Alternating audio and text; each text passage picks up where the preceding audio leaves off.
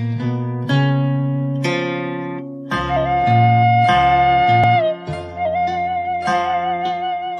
Pak Kades, Cibriwetan nih Pak Dian. Terima kasih malam ini sudah hadir di posko COVID Desa Cibriwetan. Alhamdulillah disaksikan para warga, relawan yang hadir di sini. Ada beberapa pertanyaan yang ingin saya sampaikan. Kebetulan mewakili dari masyarakat, saya juga dari Jurnal 1 dan ID. Ada hal yang sepertinya masyarakat perlu tahu, karena beberapa informasi yang beredar ya, itu banyak yang belum dipahami secara utuh. Di saat banyak masyarakat di berbagai daerah mendapatkan informasi yang tidak sejalan, dalam artian hari ini mendapatkan informasi A, sore sudah mendapatkan informasi B terkait bantuan sosial, bantuan langsung tunai dan lain sebagainya. Nah, saya ingin tahu Pak, apa sih langkah-langkah Bapak kok bisa Cibriwetan ini menjadi desa pertama yang melaksanakan penyaluran BLT desa? Kira-kira apa tuh Pak langkah-langkah yang Bapak persiapkan? Baik, selamat malam Pak Edi dari Jurnal. Terima kasih atas kehadirannya untuk bincang santai kita ngadu bako. Yang namanya ngadu bako kayaknya lebih pas kalau sebelum ngobrol Ngopi dulu kita Pak. ngopi dulu. Kayaknya kopinya perlu disajikan. Ini ada kopi Manglayang kita. Kopi Manglayang Pak ya? Kopi Manglayang. Ini asli Cibriwetan Pak ya? Asli Cibriwetan. Kita punya area 200 hektar di sana. Kopi lah Pak, Alhamdulillah Pak. Atur nuhun Pak. Nuhun Pak Bara. Nuhun. Atur nuhun. Sambil nunggu bakar singkong nanti mudah-mudahan siap saji. Siap Pak Kades. Assalamualaikum warahmatullahi wabarakatuh. Baiklah, terkait dengan fenomena yang terjadi, kita sedikit berbagi cerita lah, berbagi kisah bahwa persoalan pandemi COVID-19 ini Presiden sendiri kan menetapkan sebagai bencana nasional, dan di sana sangat jelas harapan besar, mandat besar di mana desa itu harus bahu-membahu untuk turut serta menanggulangi pencegahan, penularan, dan dampak sosial ekonomi yang ditimbulkan. Kita tahu pemerintah provinsi, pemerintah kabupaten sudah terlebih dahulu merumuskan tentang apa yang mesti diperbuat untuk membantu masyarakat yang terdampak. Misalnya pemerintah pusat menyampaikan bahwa kita perlu memberikan semacam jaring pengaman sosial dalam bentuk program-program bantuan, baik itu perluasan PKH, BPNT, dan juga Pak Gubernur sendiri merencanakan untuk BLT yang disampaikan oleh Gubernur, dan Pak Bupati juga memberikan sembako.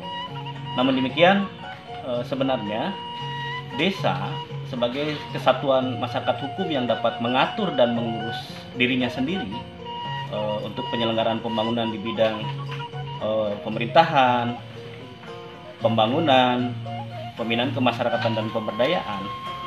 Di dalamnya juga menyangkut layanan dasar, kemudian juga bagaimana sudah diatur oleh Peraturan Menteri Dalam Negeri Nomor 20 tentang kesiapsiagaan dalam penanggulangan bencana, keadaan mendesak, dan kegawat daruratan. Sehingga jauh sebelum pandemi COVID ini melanda Indonesia, APBD Cibriwetan sebenarnya sudah ramah bencana. Kita sudah mengalokasikan di awal sekitar 30-an untuk penanggulangan bencana. Sehingga sebelum negara mendorong tentang BLT desa padat karya tunai, kita sudah memposting sejumlah anggaran yang nanti sesuai kondisi bencana akan dirumuskan apa yang akan dilakukan. Nah, terkait dengan perubahan kebijakan pusat soal data dan lain-lain, pemerintah desa berusaha mengoptimalkan fungsi puskesos dan berupaya memberikan kepercayaan kepada RW untuk menjadi filter dalam hal penyiapan data-data sasaran yang sesuai. Puskesos sudah mengupdate dalam 1 tahun 3 kali, sehingga Puskesos punya data terpadu kesejahteraan sosial, mereka yang sudah mendapatkan BPNT dan PKH, dan mereka yang belum mendapatkan. Jadi kita punya 1156, kemudian 556 sudah terbantu, dan kemarin dibantu oleh Banggup 55, sehingga sisanya itu mereka yang belum mendapatkan bantuan. Nah, kemudian seiring kebijakan Pak Gubernur disampaikan bahwa Gubernur akan memberikan bantuan langsung tunai senilai 500 dan diminta RT RW untuk melaksanakan pendataan non DTKS atau yang kerennya disebut misbar trennya. Kemudian juga mereka mendata mereka yang belum terdaftar, sehingga melalui ketua RW masyarakat yang merasa terdampak, meskipun masyarakat tidak secara eksplisit melakukan sebuah penerapan kriteria seperti apa yang disebut terdampak, tetapi dengan isu-isu itu mereka mendesak para ketua RW untuk didaftarkan. Nah, persoalannya apakah seluruh masyarakat terdampak? Terdampak di sini adalah yang secara ekonomi mereka akan sulit melanjutkan kehidupannya, kasarnya gitu. Sehingga dari data yang dimasukkan oleh RT RW masuk ke Puskesmas, kita punya 1.356. 1.356 itu tidak menutup kemungkinan karena keterbatasan kapasitas, mungkin ada yang sudah terdaftar di DTKS terdata, atau juga mereka yang sebenarnya secara ekonomi tidak terlalu layak untuk menjadi sasaran. Nah, terhadap hal inilah pemerintah desa mengajak Puskesmas untuk sama-sama memilah melalui kerja verifikasi dan validasi. Kemudian terhadap masyarakat yang benar-benar membutuhkan, desa pun dari kegiatan layanan harian itu kan ada masyarakat yang butuh keringanan biaya pendidikan, biaya kesehatan. Itu juga menjadi basis data yang didorong ke Puskesmas untuk diverifikasi dan validasi. Sehingga data-data itulah yang sebenarnya kita update untuk menjadi DTKS. Nah, dari sanalah kita akan tahu ketika pusat butuh berapa orang kakak, kita akan mengirim orang yang paling membutuhkan. Misalnya pusat tiba-tiba minta 500, kita kirim 500 berdasarkan hasil verifikasi yang paling membutuhkan. Ketika gubernur butuh 400, kita berikan yang paling membutuhkan. Kita tidak tahu kendala di tingkat dinas sosial kabupaten atau provinsi dari data yang diberikan oleh desa, apakah mereka menggunakan itu atau menggunakan sumber data lain yang melakukan acak, sehingga di lapangan kan terjadi ada yang sudah meninggal masih diberikan. Tapi sebenarnya itu bukan persoalan ketika pemerintah desa punya strategi, punya cara. Nah, terhadap data-data yang error, kita coba seleksi, kemudian kita pastikan orangnya sudah tidak ada, kemudian kita biasanya memberita acarakan. Memberita acarakan itu untuk dilaporkan bahwa yang bersangkutan sudah meninggal. Kemudian kita usulkan sasaran pengganti. Dan ketika ini dijelaskan kepada masyarakat, masyarakat cukup dinamis, merespon dengan baik dan mengurangi gejolak. Nah, terkait BLT desa, terkait BLT desa, pertama kita menyadari bahwa desa dalam situasi di mana masyarakat sangat perlu, maka kita harus hadir untuk membantu memberikan rasa aman dan nyaman kepada masyarakat. Sehingga dalam pikiran kita, posting anggaran yang dari awal itu yang akan dioptimalkan.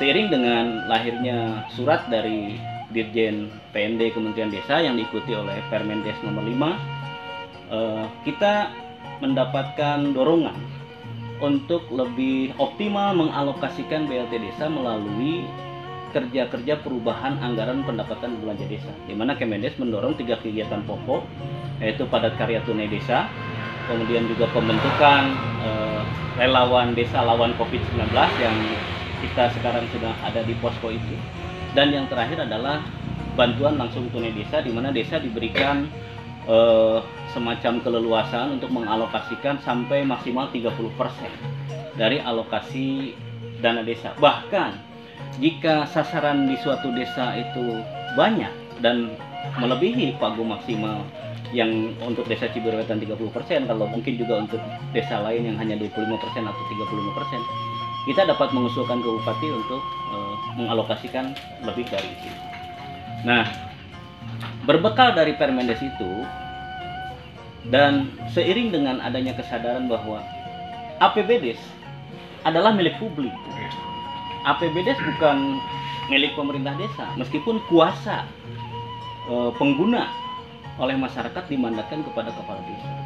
Kita sadar bahwa ini yang salah satu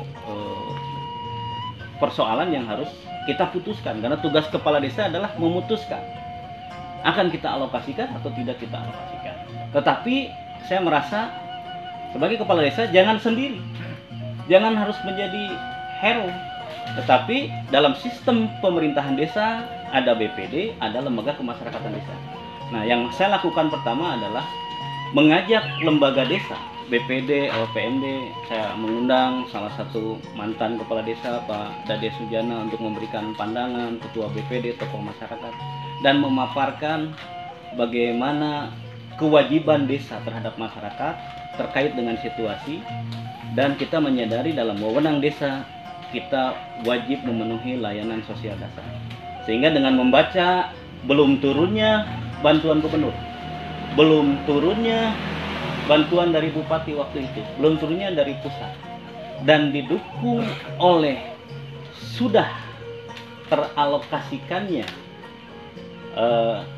dana desa tahap 1 di rekening desa, maka itu menjadi pendorong bagi kita untuk melangkah dan mengambil keputusan. Dan alhamdulillah para mantan kepala desa, para tokoh BPD memberikan support di dalam pra musyawarah desa, pra perubahan APBD, dasar strategis yang disampaikan oleh kepala desa, kemudian juga secara teknis dalam rangka penyusunan anggaran itu tanggung jawab sekretaris desa untuk menskenariokan kegiatan mana yang akan kita rubah.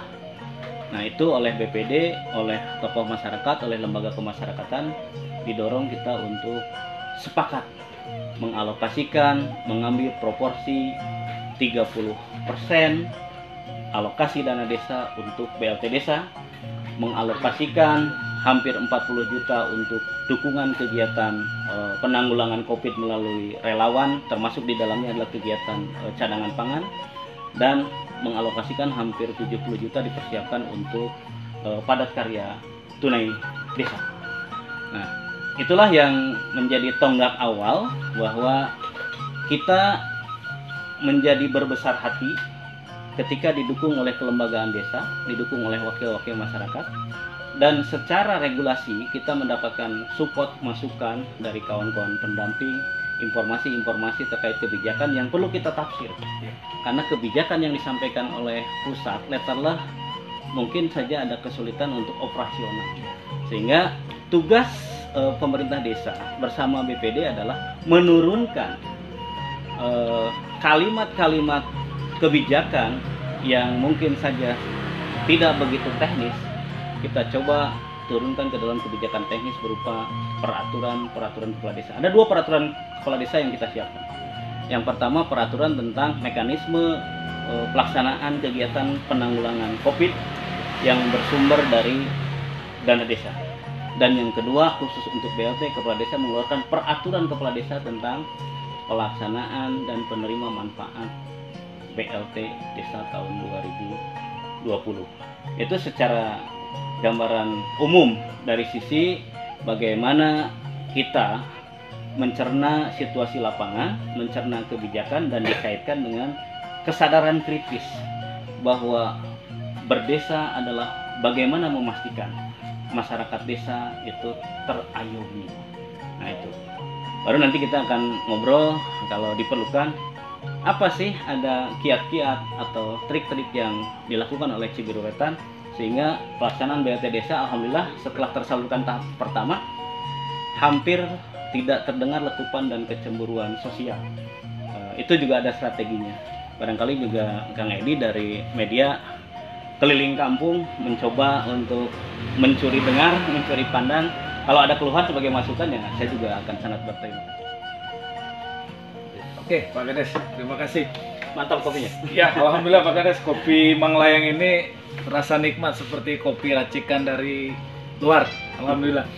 Terkait tadi yang beberapa poin sudah disampaikan oleh Pak Kades, saya hanya ingin bertanya, karena letupan-letupan penyaluran BLT desa ini hampir bisa dipastikan tidak ada, sepengetahuan saya. Itu kiat-kiatnya apa saja sih Pak, supaya masyarakat bisa memahami kebijakan-kebijakan yang ditempuh oleh desa dalam hal ini terkait dengan BLT desa yang Bapak salurkan beberapa waktu yang lalu. pertanyaan kedua mulai mengusik dapur strategi. Kayaknya harus ngopi dulu. Baik, Bang Edi. Yang pertama, setelah tadi kita membangun komitmen dan mendapat dukungan lembaga desa, dalam ini BPD, LPM, lewat Pak Ketua, Pak Budi, kita mulai mengunci tentang postur anggarannya. Jadi langkah awal setelah menyepakati, kita merumuskan tentang perubahan APBD melalui peraturan desa. Nah, peraturan desa itu yang dibahas bersama BPD. Setelah sebelumnya kan di pra kita mendapatkan dukungan politis dari berbagai pihak. Setelah dikunci, kita tahu, yakin dengan langkah kita setelah melalui kajian. Jadi kalau bicara regulasi, kita hanya ngomong 30%, 35 atau 25. Tapi jangan lupa, kita harus punya proyeksi berapa kepala keluarga yang sekarang dalam kondisi paling membutuhkan yang akan kita bantu. Nah, itu berkait dengan jumlah anggaran. Jadi sebelum menyodorkan perubahan peraturan desa, kita strategikan kepada kawan-kawan di lembaga, kita baca DTKS kita sekian, DTKS kita 1156, non DTKS 1356 sudah dibantu sekian. Kemudian yang dari non DTKS atau misbar yang sudah dibantu ada sekian data. Misalnya yang non DTKS dibantu oleh Pak Bupati 204, yang dari DTKS dibantu oleh Pak Gubernur 54. Itu hampir 800-an problem kita. Tetapi kita tahu, karena kita tahu dari 800 itu berapa persennya sebenarnya yang itu pada posisi masyarakat yang tidak dibantu hari ini, mereka akan kesulitan memenuhi kebutuhan rumah tangga. Sehingga kalkulasi itu kita ambil rataan bagian dari strategi. Kalau orang bilang ada teknik, kalau teknik itu dengan hitung-hitungan, kalau menstrategikan istilahnya teknik. Nah, tekniknya bagaimana? Kita tetap harus membaca psikologis antar RW. RW itu gengsi juga. Kalau wilayahnya tidak mendapatkan, warganya tidak mampu memfasilitasi warganya mendapatkan BLT, maka jalan harmonisasi yang kita sampaikan adalah kita baca jumlah RW 19. Kalau kita mengambil 10 yang benar-benar kritis di tiap RW, kita komunikasikan dengan beberapa per RW, ini akan sulit mencari atau tidak. Nah, kalau rata-rata 10 di tempat kita, itulah sebenarnya yang paling membutuhkan. Jadi mau di DTKS, mau non DTKS, baik itu mereka yang jompo, lansia yang terlantar, keluarga yang PHK tidak punya penghasilan, punya anggota keluarga sakit kronis, yang punya anggota keluarga difabel, yatim piatu yang memang tidak ada sanak familinya. Ternyata gambaran-gambaran ke sana mengerucut. Dan itulah yang menjadi gambaran kebutuhan kita. Maka kita skenariokan 190 KK untuk desa yang akan kita bantu, kali 600.000 kali 3 bulan. Maka keluar angka untuk perubahan APBD khusus untuk BLT 342 juta. Lalu bicara bagaimana menentukan 10. Bagaimana menentukan 10 di tiap RW, kita buat kriteria. Pemerintah mengeluarkan panduan melalui kriteria Kemensos dengan 14 kriteria PK. Tapi untuk Cibiru Wetan yang kultur wilayahnya adalah diskotik, di sisi kota saeutik, kemudian juga perkampungannya mewah, mepet ke sawah gitu ya. Artinya sudah tidak ada lagi yang seperti yang dibuatkan oleh Kemensos. Rumah dengan ukuran 8 meter per orang, lantai tanah, dinding bilik gitu, kemudian air dan lain-lain. Nah, itu sulit dipenuhi. Maka disinilah tadi kita ambil celah hukumnya. Undang-undang desa memberikan mandat kepada desa untuk ngatur dan mengurus. Dan kita mempelajari di dalam regulasi dapat mempedomani kriteria Kemensos. Berarti ketika kriteria Kemensos itu sulit digunakan, maka desa merumuskan sendiri. Tetapi rumusan tentang prioritas yang dibuat oleh desa ditetapkan dalam sebuah regulasi desa. Di dalam peraturan kepala desa tentang pelaksanaan BLT dan penetapan sasaran itu dibuat kriteria. Kriteria sasaran yang 10 itu harus memenuhi unsur. Yang pertama, tidak terdaftar di dalam PKH dan BPNT. Yang kedua, dia adalah lansia kategori miskin, memiliki sakit kronis, kemudian tidak memiliki penghasilan, apalagi telah. Yang ketiga, mereka yang memiliki anggota keluarga berpenyakit kronis. Yang keempat, mereka yang kalau tidak dibantu hari ini itu akan menimbulkan permasalahan baru. Yang kelima, mereka yang tidak lagi memiliki aset yang dapat digunakan untuk menolong dirinya sendiri. Aset bergerak. Nah, gitu. Kemudian yang keenam adalah mereka yang oleh musyawarah RW, diputuskan sebagai calon penerima, itu menjadi penting. Oke. Kemudian yang ketujuh adalah korban PHK yang tidak mendapatkan penghasilan, memiliki tanggungan banyak. Nah, kita hanya cukup mensyaratkan dari 7 itu 5 kriteria terpenuhi, dia sudah lolos. Karena kita asumsinya tidak semua keluarga punya anggota difabel dan anggota yang sakit. Tidak semua keluarga yang miskin sekarang mendadak harus menjual aset. Jadi 5 itu terpenuhi, dan RW setelah memutuskan dia membuat tanggung jawab mutlak. Tanggung jawab mutlak bahwa sasaran yang 10 itu adalah benar adanya. Namun demikian, karena kita bicara strategi, dari yang 10 sudah ditetapkan oleh RW dibawa ke musyawarah desa penetapan data sasaran, kemudian dipimpin oleh BPD musyawarah tersebut, masyarakat juga dihadirkan. Kita mengundang perwakilan dari pemerintah kecamatan, dalam hal ini Pak Camat, dan yang hadir kita Sekcam. Kenapa kita mengundang Sekcam? Itulah bagian dari legitimasi pemerintah daerah terhadap bagaimana desa mengelola anggarannya dan menetapkan sasaran BLT desa. Itu sudah menjadi bagian verifikasi oleh kecamatan. Tetapi desa melakukan filter kedua, Pak Edi. Desa RW-nya sudah membuat tanggung jawab mutlak, tapi kita bisa saja menemukan margin error. Tingkat margin error. Maka lagi-lagi ini soal bagaimana kita menafsir tentang verifikasi validasi. Di dalam gugus tugas Covid ada salah satu tugasnya adalah melaksanakan pendataan, verifikasi, dan validasi. Maka kita gunakan unsur yang ada di tugas Covid siapa? Pemerintah desa, unsur LPM, lembaga seperti PKK. Maka kepala desa menstrategikan membentuk tim verifikasi validasi dengan keputusan kepala desa. Sehingga dia berbekal kriteria yang tadi turun ke desa untuk melakukan cross check terhadap yang 10 diajukan oleh desa, meskipun sudah membuat tanggung jawab mutlak. Ketika RW komplain, saya sudah buat tanggung jawab mutlak, kenapa Anda masih verifikasi? Desa punya kewajiban untuk memastikan dan tidak membiarkan RW menggaransi hal yang salah. Benar. Jadi walaupun dia buat tanggung jawab mutlak, kalau nanti menjadi jerat hukum kasihan kan? Maka turunkan tim verifikasi, ada Kang Randy, Pak Acep Denny dari PKK, Ibu Yuli, istri saya sendiri turun, dibantu oleh kawan-kawan dari media meliput. Kita punya Suarga FM, kawan-kawan memantau itu, dan masyarakat menjadi melihat bahwa tidak semudah itu mendapatkan bantuan. Dan kita menemukan ada sekitar 1% yang kita berita acarakan bahwa karena tidak memenuhi 5 kriteria itu, 5 kriteria pokok dari 7, maka diminta kepada RW tawarannya, Anda akan melepas kuota 10 atau mencari yang benar-benar berhak. Ternyata itu masih bisa ditemukan yang lebih parah dari kondisi yang itu. Meskipun kita dari ukuran sebuah program, kalau di bawah 3% itu 3% yang sudah bagus, tapi kita hitung-hitungannya 0,01% yang kita koreksi.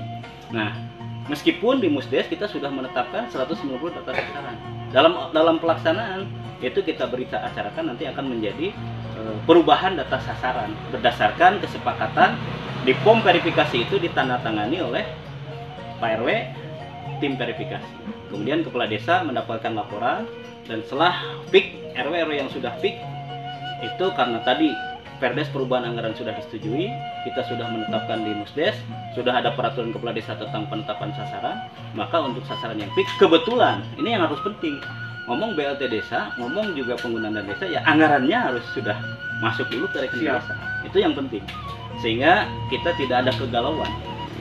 mengundang dari DPND untuk launching bagi 2 RW yang awal. Kemudian secara simultan kita melaksanakan dalam 1 minggu itu proses ke 19 RW, dan terakhir kita bagikan di hari Kamis ya kemarin, hari Jumat sampai di RW 18. Nah, itu dari strategi bagaimana meredam konflik. Tetapi strategi sekarang kita juga harus sedikit adu cepat dalam memberikan informasi lewat media. Dan saya terus terang sangat berterima kasih juga ke jurnal yang banyak membantu publikasi. Kemudian juga saya juga aktif di media Facebook, Twitter atau media lainnya. Dan saya memasuki setiap komunikasi publik di media. Di Facebook yang awalnya nyinyir ke desa, mengkritisi RW, kalau saya mengambil yang terdepan membela RW saya. 19 RW kalau dalam komunikasi mungkin saya banyak menegur, tapi ketika berhadapan dengan publik, itu adalah tim kita yang harus kita bela. Maka kita jelaskan. Ada yang nyinyir, kita inbox, jelaskan. Kemudian kita buat beberapa media didukung oleh Suarga FM lewat YouTube, lewat jurnal, menjelaskan counter terhadap tafsir-tafsir yang keliru terkait media, dan menjelaskan bagaimana mekanisme masyarakat yang terdaftar bisa mendapatkan jalur PKH, jalur BPNT, jalur BRT desa, jalur bantuan bupati, jalur Bangkub, dan nanti kita masih menunggu katanya ada jalur Kementerian Sosial. Tetapi secara data kita sudah siap. Nah, saya kira itu dapurnya kenapa kita bisa memulai dan yakin untuk memulai memenuhi ketentuan dari regulasi. Ya, Pak Kades, pertanyaan terakhir dari saya.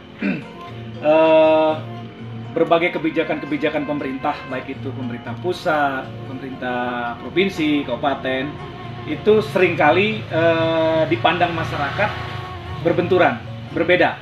Nah, yang menjadi bempersnya adalah pemerintah desa, termasuk bantuan-bantuan yang disampaikan oleh para petinggi pemerintahan.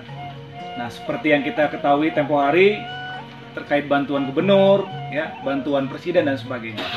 Nah, informasi apa yang kira-kira memang kedepannya itu bisa memperkuat masyarakat supaya tidak gelisah, dalam artian karena COVID ini kita tidak tahu sendiri kapan akan berakhir, dalam jangka waktu berapa lama COVID akan berakhir. Nah, ini informasi ini harus desa perkuat supaya apa? Karena desa bagian terdepan yang berhadapan langsung dengan masyarakat. Saya kira apa yang kira-kira langkah konkret ke depan untuk mengemas informasi yang kira-kira memang bisa menahan gejolak masyarakat. Begitu Pak Kades. Baik, harapan ya, kita bicara harapan pemerintah desa dan juga masyarakat. Tapi kalau pemerintah desa, kita sadar bahwa muara dari kebijakan itu semua akan ngatur masyarakat, tertuju kepada masyarakat, dan masyarakat yang terbawah itu di dalam konteks pembinaan pengayoman pemerintahan desa, sehingga pemerintah desa terhadap berbagai isu, berbagai kebijakan, sikap yang kita ambil adalah kita mencoba menjadikan itu sebagai sebuah input untuk mengambil strategi. Artinya, kalaupun mau diperdebatkan, ini bagian dari sebagai sebuah pengkritisan. Pemerintah desa, saya sendiri banyak melakukan pengkritisan, tetapi jangan sampai kita hanya nyinyir tapi tidak berbuat apa-apa. Kita mengkritisi tapi kita tetap menstrategikan, artinya dengan memberikan informasi-informasi tentang sasaran yang mampu di-cover oleh pemerintah itu pasti akan terbatas, baik pusat, gubernur maupun kabupaten, dan desa juga sudah mengambil peran dengan kapasitas yang terbatas. Kita harus 190. Maka harapannya adalah untuk bisa merubah mindset masyarakat, maka harus ada kejelasan, ada keterbukaan.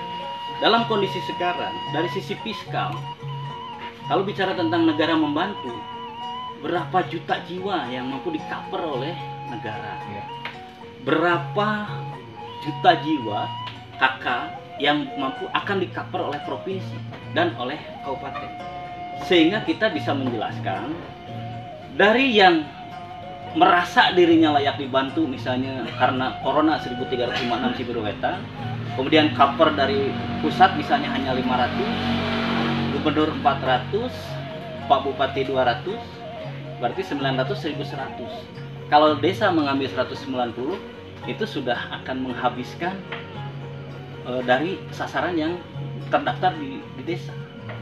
Tetapi yang penting jelas dulu berapa yang akan di-cover, sehingga itu yang bisa distrategikan. Strateginya bagaimana? Hal itu akan mendorong tumbuhnya rasa kesetiakawanan sosial di antara masyarakat. Dan kita akan menjelaskan, yang mampu dibantu desa sekian-sekian, masyarakat yang perlu dibantu sekian, maka masih ada sekian yang perlu kita bantu, sehingga desa akan mengajak sekuat tenaga, mari DKM, mari ketua RW yang punya kas, kita bersama-sama mengambil peran. Mari warga desa yang kebetulan memiliki kelebihan rezeki untuk mengambil peran. Dan kalau Kang Edu lihat di beberapa RW di Cibiruetan sudah mengambil peran itu. Nah, itu berangkat dari kesadaran bahwa bantuan pemerintah tidak mengcover, tidak memadai. Nah, jangan emosional bahwa seolah-olah kita akan menuntaskan. Nggak mungkin, tanpa kerja gotong royong pandemi ini akan selesai. Sehingga desa mengambil peran demikian. Saya juga punya filter kedua. Ketika masih 190 KK itu tidak nendang, saya cadangkan untuk padat karya 70 juta. Itu untuk 200 kepala keluarga bisa kita bantu. Hari itu bekerja, hari itu kita bayar. Nah, saya kira disinilah harmonisasi penanganan. Kita tidak harus ngomong bahwa ini ada ketidakkompakan, tetapi setidak kompak apapun di atas, sebenarnya desa tetap harus menikmati situasi itu dan harus mengambil langkah. Sehingga tadi sekali lagi kejelasan apa yang akan bisa ditangani, berapa yang akan ditangani oleh masing-masing tingkatan pemerintah, itulah yang akan mendorong kesadaran publik bahwa ada sisa yang harus dibantu oleh warga, dari warga untuk warga. Apalagi di bulan Ramadan, desa juga sudah membentuk gerai zakat. Kita mensegerakan untuk zakat fitrah. Kawan-kawan di Badnas juga turun, lembaga-lembaga turun. Nah, saya hanya menghimbau juga ke masyarakat berapa jumlah yang dibantu, siapa yang dibantu, agar kita bisa cross check di data di Puskesos. Jangan sampai orang itu mendapat bantuan berlebih. Sehingga desa strateginya memilih cadangan pangan untuk sembako, bukan membantu sembako. Karena cadangan pangan di saat terlewat gubernur, terlewat presiden, terlewat bupati, ada orang yang dilaporkan kelaparan, kita punya cadangan 400 karung beras dengan bobot yang 5 kilo. Dan itu secara bertahap sudah mulai ada yang memanfaatkan. Dilaporkan oleh ketua RW dengan pengantar ketua RW bahwa ini harus segera dibantu. Saya kira itu harapan terakhir. Mudah-mudahan bincang kita ini ya menjadi sesuatu yang mungkin juga oleh Kang Edi bisa digetok tularkan. Cibiruetan hanya mencoba menafsir kebijakan, kemudian menarik ke dalam kesadaran kritis sejauh mana peran kepala desa dan apa fungsi pemerintah desa terhadap masyarakat. Dan tadi jangan melupakan local wisdom, kearifan lokal. Itu yang harus dibaca sebelum mengambil strategi. Sehingga kenapa Cibiruetan ngambil 190 rataan dan lain-lain, itu adalah bagian dari strategi bacaan terhadap kondisi masyarakat. Mudah-mudahan apa yang kita lakukan bermanfaat dan kita berharap pandemi ini segera berakhir. Allah segera mencabut. Seiring dengan berakhirnya Ramadan, harapan kita meskipun ramalan katanya bisa sampai panjang, tapi kalau Allah berkehendak, mudah-mudahan dalam waktu dekat pandemi berakhir, roda pemerintahan desa berjalan, ekonomi juga berjalan. Alhamdulillah, bincang malam hari ini dengan Pak Kades terlaksana dengan baik. Mudah-mudahan apa yang disampaikan oleh Pak Kades, informasi terkait BLT, terkait bantuan sosial lain sebagainya, bisa dipahami, bisa dicerna, dan masyarakat merasa pemerintah desa hadir memberikan solusi bagi kebutuhan-kebutuhan yang sedang dialami oleh masyarakat saat ini. Terima kasih Pak Kades informasinya. Terima kasih.